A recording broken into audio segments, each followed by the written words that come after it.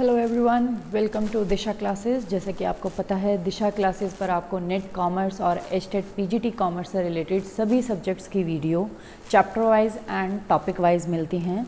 तो जो हमने नेट की प्रिपरेशन के लिए सब्जेक्ट स्टार्ट कर रखा है वो हमने कर रखा है मार्केटिंग, और साइड बाय साइड हमारा 11th क्लास का अकाउंट्स भी चल रहा है जो बेसिक्स होता है।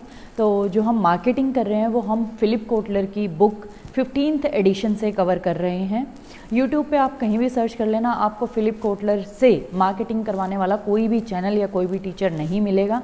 मुझे तो नहीं मिला था, इसीलिए मैंने स्टार्ट किया है, क्योंकि जो नेट लेवल के एग्ज़ाम में क्वेश्चंस आते हैं वो मार्केटिंग के जो क्वेश्चंस आते हैं वो फिलिप कोटलर टाइप बुक से पूछे जाते हैं, जो एक फॉरेन ऑथर की बुक है। लोकल किसी बुक से आप अगर मार्केटिंग की तैयारी करते हो तो आपके क्वेश्चंस वहाँ से कवर नहीं होते। तो मार्केटिंग में हम चैप्टर 1 फिलिप कोटलर का ऑलरेडी कवर कर चुके हैं। आज हम स्टार्ट कर रहे हैं चैप्टर 2, जिसका नाम है developing marketing strategies and plan. Chapter 1 में हमने देख लिया meaning of marketing, value of marketing, what is marketed, किन किन चीज़ों की हम मार्केटिंग करते हैं। अगर आप नॉर्मल बुक में देखोगे तो आपको दो चीज़ें मिलेंगी, गुड्स एंड सर्विसेज। सिर्फ इन दो चीज़ों के लिए आपको मिलेगा कि मार्केटिंग वर्ड यूज़ होता है, और मार्केटिंग इन दो चीज़ों की। लेकिन अगर आप फिलिप कोटलर उठा के देखोगे और हमारी वीडियोज़ देखोगे जो फर्स्ट चैप्टर की है, उसमें आपको पता चलेगा टोटल 10 चीज़ें होती हैं जिनकी मार्केटिंग की जाती है। पर्सनस, पीपल, प्लेसेस, इन सब की भी मार्केटिंग की जाती है।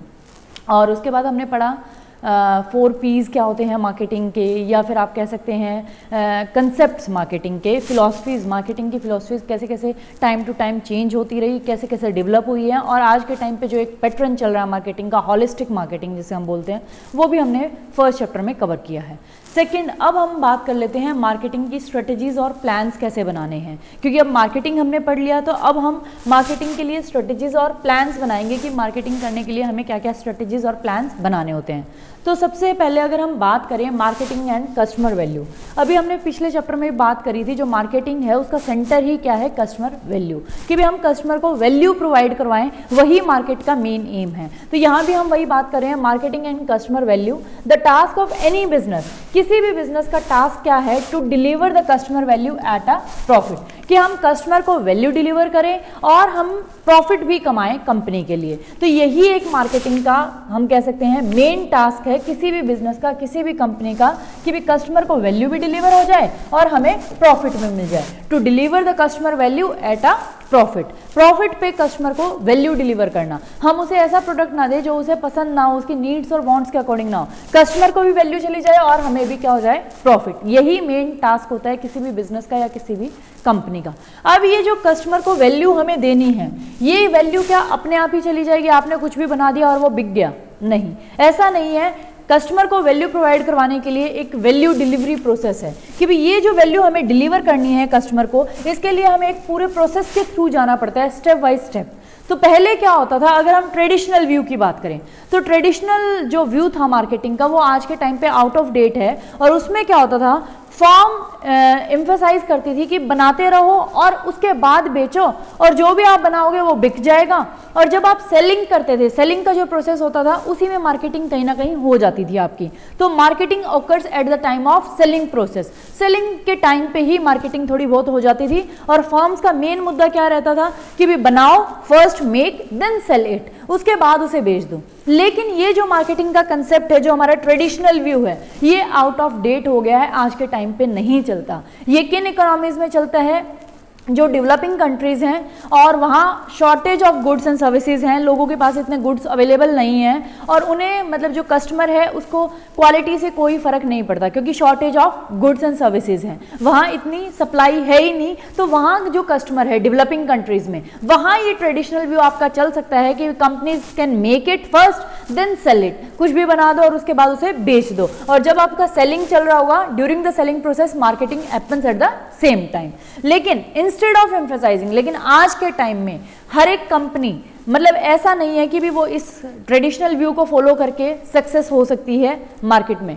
लेकिन आज का जो पॉइंट ऑफ व्यू है वो ये है कि भी पर्सन्स की demands, wants, needs, believes, perception, habits customers की क्या है, अलग अलग हैं। हर एक बंदे की अलग अलग डिमांड है, अलग अलग नीड है, अलग अलग वांट्स हैं। तो हमें उनको स्टडी करके ही मार्केट में प्रोडक्ट को डिज़ाइन करना चाहिए, उसके बाद पोजीशन करना चाहिए। अगर आप ऐसा करोगे, जो ट्रेडिशनल व्यू था company first make it then sell it, तो वो आज के टाइम पे नहीं चलेगा, क्योंकि वैरायटी ऑफ प्रोडक्ट्स मार्केट में अवेलेबल है और जो कस्टमर की नीड, डिमांड्स, वांट्स हैं वो भी आज के टाइम पे क्या हैं, अलग अलग। तो इंस्टेड ऑफ एम्फसाइजिंग, तो आज के टाइम पे हम ये कहेंगे instead of emphasising on making and selling, कि आप इस पे ज्यादा जोर देने की बजाय कि मेक और sell, making and selling, companies now see themselves as a part of value delivery process. आज के टाइम पे कंपनीज अपने आप को एक वैल्यू डिलीवरी प्रोसेस का ही पार्ट मानती है कि भी हमें कस्टमर को सिर्फ कुछ भी ऐसा बना के नहीं देना, मेक और सेल वाला काम नहीं करना कि भी हमने बना दिया और कस्टमर उसको खरीद लेगा। हमें कस्टमर को वैल्यू डिलीवर करनी है और वैल्यू डिलीवरी का ही पार्ट बनना है। जब हम कस्टमर को वैल्यू डिलीवर करेंगे तभी वो हमारी कंपनी की तरफ अट्रैक्ट होगा, हमारे प्रोडक्ट्स को बाय करेगा। अब इस वैल्यू डिलीवरी प्रोसेस में आता क्या क्या है, कैसे वैल्यू डिलीवर की जाती है, या इसमें हमें किन किन स्टेप्स को फॉलो करना पड़ेगा। जब आपको वैल्यू डिलीवर करनी है तो आपको 3 स्टेप्स को फॉलो करना पड़ेगा। ये है हमारे 3 steps of value delivery process. 3 steps, पहले क्या कहता है, चूजिंग द वैल्यू, क्योंकि अभी हमने बात करी कि भी कस्टमर की needs, wants, demands, perception, habits, taste सब कुछ अलग है। हर एक कस्टमर का दूसरे कस्टमर से क्या है, अलग। तो सबसे पहले हमें वैल्यू को ही चूज करना पड़ेगा कि भी हम क्या ऐसा प्रोवाइड करवाएं जो कस्टमर चाहता है, उसकी नीड क्या है, उसका टेस्ट क्या है। तो हमें पहले वैल्यू ही चूज करनी पड़ेगी। ये नहीं हमने कुछ भी बना दिया अपने अकॉर्डिंग जो हम बना सकते हैं और फिर उसको सोचा कि वो बिक जाए, तो ऐसा नहीं होगा। हमें पहले वो वैल्यू चूज करनी पड़ेगी कि भी हम क्या प्रोवाइड करवाएं। और वैल्यू चूज करने के लिए आप हर एक कस्टमर की नीड्स को तो आप पूरा नहीं कर सकते, क्योंकि इतने कस्टमर्स हैं। अब आपने देखा है कि भी जो एक इकोनॉमी है, एक कंपनी जहां है एक कंट्री में, तो उसके पास कितनी पॉपुलेशन है और हर एक पॉपुलेशन में जो एक कस्टमर है उसकी अलग नीड है, अलग डिमांड है, अलग टेस्ट है। तो आप सबको तो सेटिस्फाई नहीं कर सकते कि भी सबकी आप नीड्स और डिमांड्स, टेस्ट के अकॉर्डिंग एक प्रोडक्ट ले आए, ऐसा तो होगा नहीं। इसलिए यहाँ जो बेस्ट फॉर्मूला काम करता है वो करता है STP का। STP क्या होता है, S stands for segmentation, T stands for target market and P stands for positioning. जो हमने फर्स्ट चैप्टर में इन तीनों वर्ड्स का मीनिंग किया था, हल्का सा हम डिस्क्राइब कर लेते। सबसे पहले आप क्या करेंगे, पूरी मार्केट को डिवाइड करेंगे, उसके सेगमेंट्स बनाएंगे, मींस सेक्शनिंग करेंगे, सेक्शंस बनाएंगे।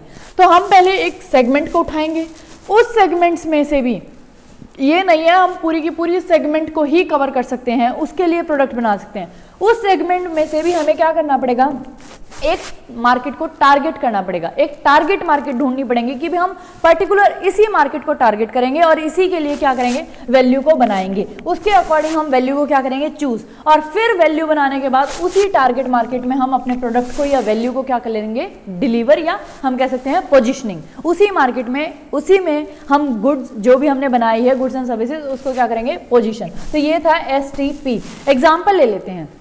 फॉर एग्जाम्पल, आपने सोचा आप कपड़ा बनाना स्टार्ट करेंगे, तो क्या आप बड़ों के लिए भी वही बना सकते हैं, एडल्ट्स के लिए भी वही बना सकते हैं, बूढ़ों के लिए भी वही बना सकते हैं और बच्चों के लिए भी?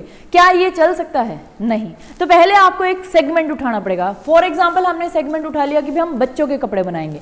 अब जो हमारा सेगमेंटेशन हमने चूज किया है कि बच्चों के बनाएंगे, अब बच्चों में भी आगे फर्दर है कि भाई आप लड़के के बनाएंगे या लड़कियों के बनाएंगे। आप 0 से लेके, मतलब जो एक न्यू बॉर्न बेबी होता है उससे 5 साल तक के बच्चे के बनाएंगे, या 5 से 10 वाले के बनाएंगे, या 10 से 12 साल वाले बच्चे के लिए बनाएंगे। फिर हम वहां से, अब ये सेगमेंट हमने उठा लिया कि हम बच्चों के कपड़े बनाएंगे। अब इस बच्चों वाले कपड़े में से हमें एक टारगेट मार्केट करना है कि भी हम गर्ल्स के बनाएंगे, और गर्ल्स में भी किसके, जो न्यू बॉर्न से लेके 5 ईयर्स तक है, वो हमारा क्या हो गया यहाँ टारगेट मार्केट। हमने एक मार्केट को टारगेट कर लिया कि भी हम इसके लिए, अब जो भी हम वैल्यू हमने चूज कर ली कि भी हम ये बनाएंगे, उसको बनने के बाद हम क्या कर देंगे, पोजिशनिंग। तो ये था कंसेप्ट STP का। तो सबसे पहले तो आपको मार्केट में रिसर्च करनी है। ये एक मार्केटर का क्या होता है, होमवर्क, चूज करना। पहले तो वैल्यू को ही वो चूज करेगा कि मैं ऐसा क्या बनाऊं जो कस्टमर्स की नीड, वांट, डिमांड, टेस्ट के अकॉर्डिंग हो, क्या वो चाहता है। चूज करने के बाद आप क्या करेंगे, उसे प्रोवाइड करवाएंगे। प्रोवाइड का मतलब है अब हम उसी वैल्यू को जो हमने चूज कर लिया कि भी हम ये चीज डिलीवर करेंगे मार्केट में, उसको प्रोडक्ट के फीचर्स की फॉर्म में लाएंगे। अब यहाँ तक तो सिर्फ आपने चूज किया है, आइडिया है, तो उसको एक फिजिकल शेप देने के लिए आप उसमें प्रोडक्ट के फीचर्स क्या क्या ऐड करेंगे, प्रोडक्ट के फीचर्स के थ्रू हम उसे फिजिकल शेप देंगे। उसका प्राइस क्या होगा, उसका डिस्ट्रीब्यूशन क्या होगा, क्योंकि अभी आपको प्रोवाइड भी करवाना है, डिस्ट्रीब्यूट भी करना है, उन तक पहुंचाना भी है। प्रोवाइड करवाने के बाद अब आपका बन भी गया, आपने प्राइस भी डिसाइड कर दिया, उसका डिस्ट्रीब्यूशन भी कर दिया। अब लास्ट स्टेप है कम्युनिकेटिंग द वैल्यू। अब अपनी जो आपने वैल्यू क्रिएट करी है कस्टमर के लिए, उसके बारे में अवेयरनेस क्रिएट करो। कम्युनिकेट करो, कस्टमर को बताओ कि भी ऐसा एक प्रोडक्ट है जो मार्केट में अवेलेबल है। तो ये था वैल्यू डिलीवरी प्रोसेस कि वैल्यू डिलीवर करने के लिए सबसे पहले आपको वैल्यू को चूज करना पड़ेगा, फिर providing the value and then communicating the value कि भी लोगों को अवेयर करो। यहां तक वैल्यू डिलीवरी प्रोसेस मेरे ख्याल से आपको कंप्लीट होगा। 3 स्टेप का ही हमारा वैल्यू डिलीवरी प्रोसेस है। अब बात आती है कि ये वैल्यू डिलीवर करने के लिए, वैल्यू का मतलब है गुड्स एंड सर्विसेज जो आप कस्टमर को दे रहे हैं, जो उसकी नीड्स, वांट्स और डिमांड्स के अकॉर्डिंग है और जो उसे एक वैल्यू देता है। क्लियर? अब वैल्यू डिलीवरी प्रोसेस तो हमने पढ़ लिया। अब ये वैल्यू डिलीवर करने के लिए कोई चेन भी तो होगी। चेन का मतलब है कुछ लोग होंगे, कुछ डिपार्टमेंट्स होंगे जो काम करेंगे इस वैल्यू को डिलीवर करने के लिए। तो वैल्यू डिलीवर करने के लिए जो हमारे पास वैल्यू चेन है, हम बात कर लेते हैं वैल्यू चेन की कि भी अब क्या क्या हमें फंक्शंस करने पड़ेंगे, क्या क्या एक्टिविटीज करनी पड़ेगी इस वैल्यू चेन को करने के लिए। अब अगर हार्वर्ड माइकल पोर्टर के अकॉर्डिंग देखा जाए तो हार्वर्ड माइकल पोर्टर ने क्या कहा है, value chain for creating more customer value. उन्होंने कहा है कि भी आपके पास एक वैल्यू की चेन होनी चाहिए, मतलब कुछ डिपार्टमेंट्स होने चाहिए वो इंटर रिलेटेड। चेन का क्या मतलब होता है, इंटर रिलेटेड होने चाहिए, कुछ होना चाहिए आपके पास, एक पूरी चेन होनी चाहिए लोगों की जो किस में हेल्प करे, for creating more customer value, जो आपकी मोर कस्टमर वैल्यू क्रिएट करने में आपकी हेल्प करे। तो Harvard Michael porter propose the value chain. उन्होंने एक वैल्यू चेन का कंसेप्ट दिया है कि भी आप कस्टमर को ज़्यादा से ज़्यादा वैल्यू क्रिएट कर सको। वैल्यू देनी है हमें कस्टमर को, अभी हमने पढ़ा वैल्यू डिलीवरी प्रोसेस है। आज के टाइम पे अगर आप कस्टमर को वैल्यू दोगे तभी आपकी मार्केट में सक्सेस मिलेगी, मार्केटिंग सक्सेसफुल होगी, बिजनेस सक्सेस होगा, अदरवाइज नहीं मिलेगा। जो ट्रेडिशनल व्यू था वो आज के टाइम पे आउट ऑफ डेट है। तो उसके लिए हार्वर्ड माइकल पोर्टर ने क्या कहा है, एक वैल्यू चेन दी है। वैल्यू चेन में उन्होंने 9 एक्टिविटीज कही है कि बिजनेस की टोटल 9 एक्टिविटीज हैं। उन 9 एक्टिविटीज में से मींस 9 एक्टिविटीज की पूरी एक चेन है और उसी चेन को उन्होंने बोला है वैल्यू चेन, क्योंकि वही जो 9 एक्टिविटीज हैं वही कस्टमर के लिए क्या कर रही हैं, वैल्यू क्रिएट करके उनको डिलीवर करने का काम कर रही है, इसलिए उनका नाम दिया है वैल्यू चेन। तो इन 9 एक्टिविटीज को उन्होंने क्या किया है, 2 कैटेगरीज में डिवाइड कर दिया। 5 को उन्होंने बोला है प्राइमरी एक्टिविटीज और 4 को उन्होंने बोला है स्पोर्ट एक्टिविटीज। अब 5 वो हमारी प्राइमरी एक्टिविटीज कौन सी हैं और 4 स्पोर्ट एक्टिविटीज कौन सी हैं, ये हम पढ़ेंगे। तो कई बार मार्केटिंग का जो क्वेश्चन आता है नेट में वो इनसे भी उठा लिया जाता है कि 5 प्राइमरी एक्टिविटीज कौन सी हैं, या टोटल हार्वर्ड माइकल पोर्टर ने कितनी एक्टिविटीज वैल्यू चेन में बताई हैं, या हार्वर्ड माइकल पोर्टर के अकॉर्डिंग वैल्यू चेन में कितनी एक्टिविटीज हैं टोटल और उनमें से कितनी प्राइमरी में है, कितनी सेकेंडरी में। मींस इस टाइप के क्वेश्चंस आपके नेट के एग्जाम में पूछे जाते हैं, तो ये इंपॉर्टेंट है। तो वो 5 प्राइमरी एक्टिविटीज कौन सी है हमारी, इनबाउंड लॉजिस्टिक। इनबाउंड लॉजिस्टिक का मतलब है रॉ मटेरियल को जब आप अपने कंपनी के अंदर एंटर करते हो, फिर उस पर कुछ ऑपरेशंस करते हो, मींस प्रोडक्शन करते हो, फिर आउटबाउंड लॉजिस्टिक में जो आपका फिनिश्ड प्रोडक्ट तैयार हो गया है उसको कस्टमर तक पहुंचाने का काम करते हो, फिर 4th है मार्केटिंग और 5th है जो आप सर्विसेज प्रोवाइड करवाते हो कस्टमर को। तो ये 5 हमारी प्राइमरी एक्टिविटीज हैं वैल्यू चेन में। वैल्यू जो हम देते हैं कस्टमर को उस पूरी चेन में ये 5 एक्टिविटीज कैसी हैं, प्राइमरी मेन। इनको सपोर्ट करने के लिए 4 एक्टिविटीज है। प्रोक्योरमेंट मींस कुछ भी और अगर रॉ मटेरियल के अलावा कोई भी सामान अगर कंपनी में चाहिए तो उसे हम डालते हैं प्रोक्योरमेंट में, जैसे ऑफिस के इक्विपमेंट्स हैं, आपके ऑफिस में पेन चाहिए, नोट पैड चाहिए, लैपटॉप चाहिए, वो प्रोक्योरमेंट में आ जाएंगे।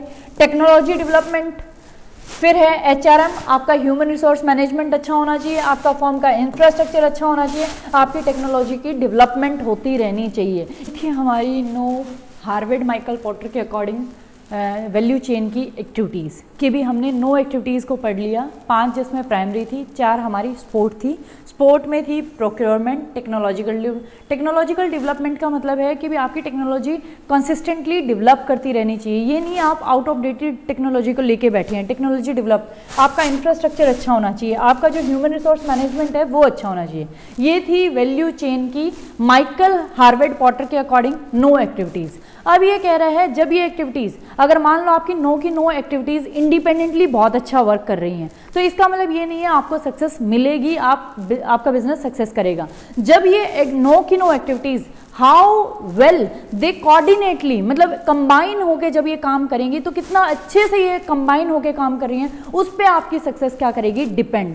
जब आपकी ये नो की नो एक्टिविटीज वेल कोऑर्डिनेटेड होके काम करेंगी तो आपके जो कोर बिजनेस के प्रोसेसेस हैं वो अच्छे से परफॉर्म होंगे। तो अब हम बात कर लेते हैं इन्हीं एक्टिविटीज के बेसिस पे हमारे कुछ बिजनेस के कोर प्रोसेसेस हैं, कुछ बिजनेस के कोर प्रोसेसेस हैं, मींस मेन प्रोसेसेस हैं बिजनेस के। ये कब अच्छे से परफॉर्म किए जाएंगे, ये प्रोसेस तब अच्छे से परफॉर्म करे जाएंगे जब आपकी जो ये नो एक्टिविटीज़ हैं ये एक साथ मिलकर अच्छे से कोऑर्डिनेटली अच्छे से काम करेंगी, तब आपके ये कोर बिजनेस के प्रोसेसेस अच्छे से वर्क कर पाएंगे। अब हम देख लेते हैं ये 5 हमारे कोर बिजनेस के प्रोसेसेस कौन से हैं। तो पहला है market sensing process. Market sensing process का मतलब है कि भी आप मार्केट में रिसर्च करें, आप कस्टमर्स की नीड्स को, वांट्स को वहाँ से उनके बारे में इंफॉर्मेशन गैदर करें कि भी क्या कस्टमर चाहता है, क्या उसकी नीड है, क्या टेस्ट है, तो इसे हम बोलेंगे मार्केट सेंसिंग प्रोसेस। तो ये 5 प्रोसेस तभी अच्छे से काम करेंगे बिजनेस के, तब आपकी जो नो एक्टिविटीज हैं वो अच्छे से कोऑर्डिनेट होकर काम करेंगे। दूसरा है, अब हमने यहाँ से मार्केट की इंफॉर्मेशन तो गैदर कर ली, अब न्यू ऑफरिंग रियलाइजेशन प्रोसेस। अब जो हमने इंफॉर्मेशन गैदर करी है उसके बेसिस पे न्यू प्रोडक्ट के डेवलपमेंट करना, उसके कैसे फीचर्स होंगे या क्या उसका प्राइस होगा, क्या उसका साइज होगा, वो सारा न्यू ऑफरिंग रियलाइजेशन प्रोसेस। फिर थर्ड है कस्टमर एक्विजिशन प्रोसेस। अब जब आपने वो बना भी लिया प्रोडक्ट, उसके बाद आप जो आपकी टारगेट मार्केट है उसमें कस्टमर के लिए सर्च करेंगे, prospecting for the customer, new customers, नए कस्टमर्स को जोड़ने का काम करेंगे, एक्वायर करने का काम करेंगे। फिर फोर्थ है कस्टमर रिलेशनशिप मैनेजमेंट। कस्टमर्स के साथ जो आपके रिलेशन है उनको लॉन्ग लास्टिंग और बहुत ज़्यादा डीप रिलेशनशिप आप कस्टमर के साथ डेवलप करेंगे और उनकी मैनेजमेंट भी करेंगे। फिफ्थ है fulfilment management process. Fulfilment management process में क्या है कि भी आपका ऑर्डर टेकिंग और रिसीविंग जो मैनेजमेंट प्रोसेस है वो कैसा है, आपका कहते हैं हम कलेक्शन पीरियड कैसा है, आपका ऑर्डर टेकिंग शिपमेंट कैसी है, कितने टाइम में आपका डिलीवर हो जाता है प्रोडक्ट, ये सारी चीज़ें आएंगी हमारी द फुलफिलमेंट मैनेजमेंट प्रोसेस में। ये कब अच्छे से काम करेंगे, ये जो बिजनेस के कोर बिजनेस प्रोसेसेस हैं, बिजनेस के कोर प्रोसेसेस हैं, ये कब अच्छे से काम करेंगे, जब आपकी जो नो एक्टिविटीज़ माइकल पॉटर ने बताई हैं वो अच्छे से कोऑर्डिनेटली काम करेंगी। अब कहता है एक बिजनेस को सक्सेस होने के लिए सिर्फ अपने इंटरनल, मतलब इसी वैल्यू चेन में सिर्फ इन्हीं एक्टिविटीज को अच्छे से परफॉर्म नहीं करना, उसको सप्लाई चेन में भी कॉम्पिटिटिव एडवांटेज चाहिए अगर उसे कॉम्पिटिटर से आगे निकलना है। सप्लाई चेन क्या होती है ये हम फर्स्ट चैप्टर में डिस्कस कर चुके हैं कि भी कुछ बच्चों को लगता है सप्लाई चेन का मतलब है कि भी कोई भी कंपनी है जब उसका गुड्स तैयार हो जाता है, फिनिश गुड्स, उसको कस्टमर तक पहुंचाती है तो उसे हम बोल रहे हैं सप्लाई चेन। नहीं, सप्लाई चेन यहाँ से स्टार्ट नहीं होती। जब एक कंपनी है वो अपने सप्लायर से, डीलर से रॉ मटेरियल को परचेज करती है, उस रॉ मटेरियल को प्रोसेसिंग करके फिनिश गुड्स बनाती है और फिनिश गुड्स को फिर कस्टमर तक पहुंचाती है। ये जो पूरी चेन है सप्लायर से लेके जो कस्टमर तक एंड, जहां से हमने रॉ मटेरियल लिया और लास्ट में कस्टमर तक पहुंचाना, इस चेन को बोलते हैं सप्लाई चेन। तो कह रहा है मार्केटिंग के अकॉर्डिंग हमें सप्लाई चेन में भी एडवांटेज चाहिए। हम अपने कॉम्पिटिटर से जब सप्लाई चेन में एडवांटेज का मतलब है जब आपके सप्लायर्स जो आपको रॉ मटेरियल प्रोवाइड करवा रहे हैं, जो आपके डीलर्स जो कस्टमर तक आपका प्रोडक्ट पहुंचा रहे हैं, जब उनके साथ भी आपके लिंक, मैनेजमेंट रिलेशनशिप्स अच्छे होंगे, उनके साथ पार्टनरशिप अच्छी होगी, तभी आपको मार्केट में क्या मिलेगी, सक्सेस। तो आपको सप्लाई चेन में भी कॉम्पिटिटर से एडवांटेज होना चाहिए, कॉम्पिटिटर से आगे होना चाहिए। आपके रिश्ते जो आपके सप्लायर्स हैं, डीलर्स हैं, जो भी पूरी सप्लाई चेन में इन्वॉल्व हैं, उनके साथ अच्छे होने चाहिए। सप्लाई चेन को ही दूसरा नाम दिया है वैल्यू डिलीवरी नेटवर्क, क्योंकि ना ये तो नॉर्मल सी बात है। सप्लाई चेन अभी हमने मीनिंग जब समझ लिया कि भी आप सप्लायर से लेके लास्ट कस्टमर तक की जो चेन है उसको हम सप्लाई चेन बोल रहे हैं, तो कस्टमर को हम क्या दे रहे हैं, वैल्यू डिलीवर कर रहे हैं। तो वैल्यू डिलीवरी का ये पूरा क्या है, नेटवर्क ही तो है, क्योंकि हम जब भी वैल्यू डिलीवर कर पा रहे हैं, जब हमें रॉ मटेरियल अच्छा मिल रहा है हमारे सप्लायर से, उस रॉ मटेरियल पर प्रोसेसिंग करके जब हमें डीलर्स अच्छे मिल रहे हैं जो कस्टमर तक पहुंचा रहे हैं उस माल को, तभी तो हमारा जो प्रोडक्ट है वो वैल्यू डिलीवर कर पा रहा है कस्टमर को। तो ये था हमारा कोर बिजनेस प्रोसेसेस कि भी ये 5 बिजनेस के कोर प्रोसेसेस हैं जिनको कब अच्छे से परफॉर्म किया जा सकता है, जब आपके 10 एक्टिविटीज जो पोर्टर ने बताई हैं वो अच्छे से काम कर रही हैं वैल्यू चेन की, क्योंकि वैल्यू देने के लिए एक पूरी चेन है, उस वैल्यू चेन की 9 एक्टिविटीज को अच्छे से परफॉर्म करना पड़ेगा मिलजुल के, तभी ये बिजनेस के अच्छे से प्रोसेसेस पूरे होंगे। और जब आपकी सप्लाई चेन में भी एडवांटेज होगी आपके साथ, मतलब आपके पास, मतलब आपके डीलर्स, सप्लायर्स, उनके साथ भी आपके रिलेशनशिप अच्छे होंगे, तभी जाके आपको क्या मिलेगी, कॉम्पिटिटिव एडवांटेज मिलेगी अपने कॉम्पिटिटर से। कॉम्पिटिटिव एडवांटेज क्या होती है, जब आप कॉम्पिटिटर से कुछ आगे हो, आपके पास कुछ एक्स्ट्रा है, उसे हम बोलेंगे कॉम्पिटिटिव एडवांटेज। फिर है कोर कॉम्पिटेंसीज। कोर कॉम्पिटेंसीज क्या होती हैं? अभी हमने एक वर्ड यूज किया है कॉम्पिटिटिव एडवांटेज, कि कॉम्पिटिटर से हमारे पास क्या है, कुछ एडवांटेज है, कुछ ज्यादा है कॉम्पिटिटिव, उसके कंपैरिजन में कॉम्पिटिटिव एडवांटेज कुछ अच्छा है, हमारे पास एडवांटेज है। तो उसी का कॉम्पिटिटिव एडवांटेज जो हमारी होती है, उसके लिए हमारे पास क्या होना चाहिए, आपके पास आपके कॉम्पिटिटर से एडवांटेज कब होगी, जब आपके पास उससे कुछ बेटर होगा। कोर कॉम्पिटेंसी, कि ये तो सिर्फ हमारी स्पेशलिटी है, उसे हम बोलते हैं कोर कॉम्पिटेंसी, कि ये तो सिर्फ हमारे पास है। और कोर कॉम्पिटेंसी ये नहीं है कि भी आप भी कोई सॉप बना रहे हैं, दूसरा भी सॉप बना रहा है, लेकिन आपका सिर्फ उसका जो सेंट है वो अलग है, उसकी जो स्मेल है वो अलग है, तो आप उससे कोर कॉम्पिटिटिव बोलेंगे कि भी ये हमारी कोर कॉम्पिटेंसीज हैं, हम कॉम्पिटिटर से आगे हैं क्योंकि आपकी सेल अच्छी है। नहीं, क्योंकि ये तो उसके पास भी है। कोर कॉम्पिटेंसी क्या होगी, जब कोई टेक्नोलॉजी या आपका कोई ऐसा प्रोसेस जो सिर्फ आपके पास है, कंपनी में, पूरी कंट्री में या इकोनॉमी में किसी के भी पास नहीं है, उसे हम बोलते हैं। और उसी कोर कॉम्पिटेंसी की वजह से आप कॉम्पिटिटर से क्या है, आगे, आपके पास कॉम्पिटिटिव एडवांटेज है। जैसे आप एप्पल का एग्जांपल ले सकते हैं, आईफोन आते हैं, आईफोन सारे फोनों से अलग क्यों है, क्योंकि उसकी टेक्नोलॉजी के कारण। वो टेक्नोलॉजी किसके पास है, सिर्फ एप्पल के पास। जो उसका ऑपरेटिंग सिस्टम है iOS, वो किसके पास है, आज तक एप्पल के पास है। ऐसा ऑपरेटिंग सिस्टम ना सैमसंग के पास है, ना कोई अदर जितनी भी हमारी कंपनीज आ रही हैं उनके पास है। उनके पास क्या है, एंड्रॉयड है। तो इसी वजह से ये क्या है, एप्पल की कोर कॉम्पिटेंसीज हैं उसी के पास। तो कोई भी चीज को हम कोर कॉम्पिटेंसी कब बोलेंगे, जब उसमें 3 फीचर्स होंगे। एक तो वो हमें अपने कॉम्पिटिटर से क्या दिलवाए, एडवांटेज।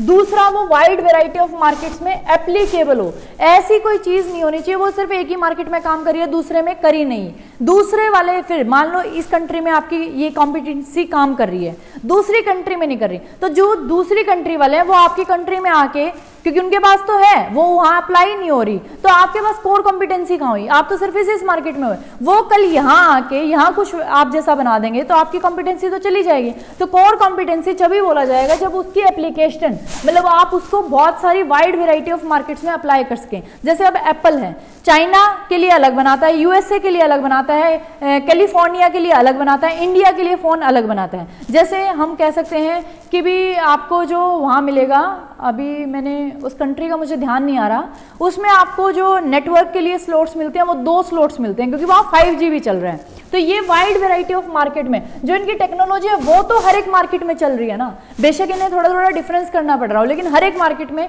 चलने वाली जो इनके पास टेक्नोलॉजी है उसे ही इन्होंने बोला है कोर कॉम्पिटेंसी। थर्ड होना चाहिए कि भाई आपके कॉम्पिटिटर्स उसको इमिटेट, मतलब कॉपी ना कर सकें, तभी आप उसको बोलोगे कि भाई आपकी वो कोर कॉम्पिटेंसी है। अगर कॉम्पिटिटर्स उसको कॉपी कर रहे हैं तो वो कोर कॉम्पिटेंसी कहाँ है, वो तो दूसरों के पास भी है। कोर कॉम्पिटेंसी होने के लिए ये 3 फीचर्स हैं कि भी उसकी वजह से आपको एक तो अपने कॉम्पिटिटिव एडवांटेज है, आपके पास कॉम्पिटिटर से अच्छा है, आपके कॉम्पिटिटर्स उसको कॉपी नहीं कर सकते, और वो वाइड वैरायटी ऑफ मार्केट्स में क्या हो सकता है, अब हो सकता है। ये था हमारा आज का टॉपिक। नेक्स्ट टॉपिक हम करेंगे चैप्टर 2 का कल। और अगर आपको वीडियोस अच्छी लगती हैं तो प्लीज़ दिशा चैनल को शेयर करें, सब्सक्राइब करें, ताकि उन बच्चों तक भी ये वीडियोस पहुंचे जिन्हें ये नहीं पता मार्केटिंग अगर पढ़नी है फिलिप कोटलर से तो कैसे पढ़ें, या हम टॉपिक वाइज और चैप्टर वाइज करवा रहे हैं, प्लीज़ इसे शेयर करें।